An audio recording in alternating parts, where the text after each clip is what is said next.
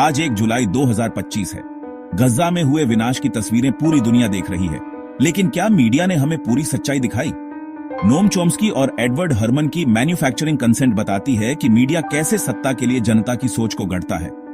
BBC, जिसे निष्पक्षता का प्रतीक माना जाता है, गजा संघर्ष में एक तरफा रिपोर्टिंग का उदाहरण बन गया।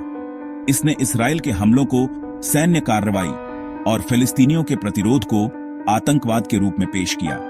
इस विश्लेषण में हम देखेंगे कि कैसे बीबीसी ने भाषा, आंकड़ों और कहानियों के चयन से एक पक्षीय नैरेटिव गढ़ा, जिससे हिंसा को वैचारिक समर्थन मिला। सेंटर फॉर मीडिया मॉनिटरिंग जैसी संस्थाओं की रिपोर्टें बताती हैं कि यह कोई चूक नहीं, बल्कि एक सोची समझी रणनीति थी। हम उन तरीकों को उजागर करेंगे जिनसे बीबीसी ने अपराधी को अदृश्य और पीड़ित को गुमनाम बना दिया। बीबीसी ने न सिर्फ गजा के लोगों के साथ, बल्कि अपने दर्शकों के साथ भी विश्वासघात किया, इतिहास के संदर्भ मिटा दिए और संघर्ष को एकतरफा बना दिया।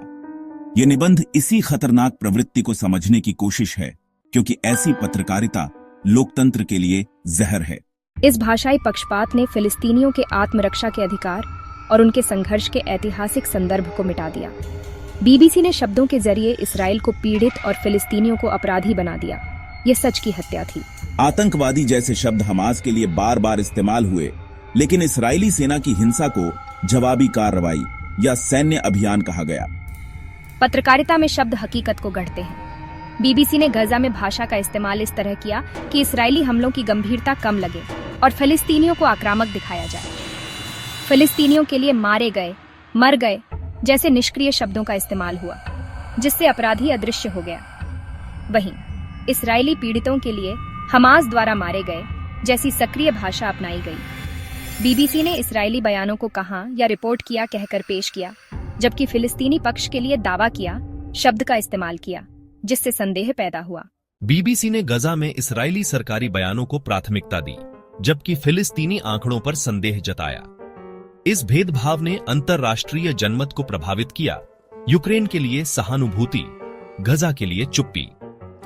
जब मीडिया जालिम और मजलूम को बराबर तौलता है, तो असल में वह जालिम का ही पक्ष लेता है।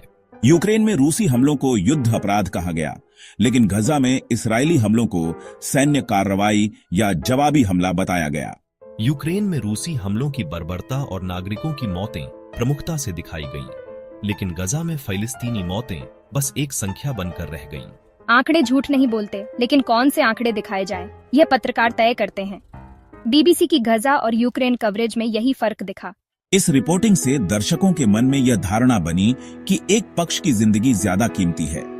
जनसंहार शब्द के इस्तेमाल से बीबीसी ने परहेज किया, जबकि यही शब्द यूक्रेन के मामले में बिना अदालती फैसले के इस्तेमाल हुआ। यह नीति असल में इसराइल को बचाने का तरीका थी। हमारे बच्चों की मौतें सिर्फ आंकड़े बन गई, हमारी तकलीफ को कोई नाम नहीं मिला। पत्रकारिता सिर्फ आंकड़े नहीं, कहानियां भी सुनाती है। बीबीसी ने तय किया कि किसके दर्द को कहानी बनाया जाएगा, किसे बस एक संख्या बना दिया जाएगा। 7 अक्टूबर के हमले में इसराइली पीड़ितों की कहानियां पूरी संवेदना के साथ दिखाई गईं, उनके परिवार, सपने, चेहरे, सब कुछ। लेकिन फिलिस्तीनी पीड़ितों की कहानियां लगभग गायब थीं। उनकी मौतें बस एक अनाम भीड़ की तरह पेश की गईं। 6 साल की हिंद रजाब की दर्दनाक मौत की कहानी को भी बीबीसी ने सीमित कवरेज दी, जबकि इसमें इसराइली क्रूरता साफ थी। ये घटनाएं दिखाती हैं कि बीबीसी ने इसराइली अपराधों पर पर्दा डाला और पीड़ितों की कहानियां दबा दी। हमारे पत्रकारों की मौत को भी शक की नजर से देखा गया, जैसे हमारे सच की कोई अहमियत नहीं।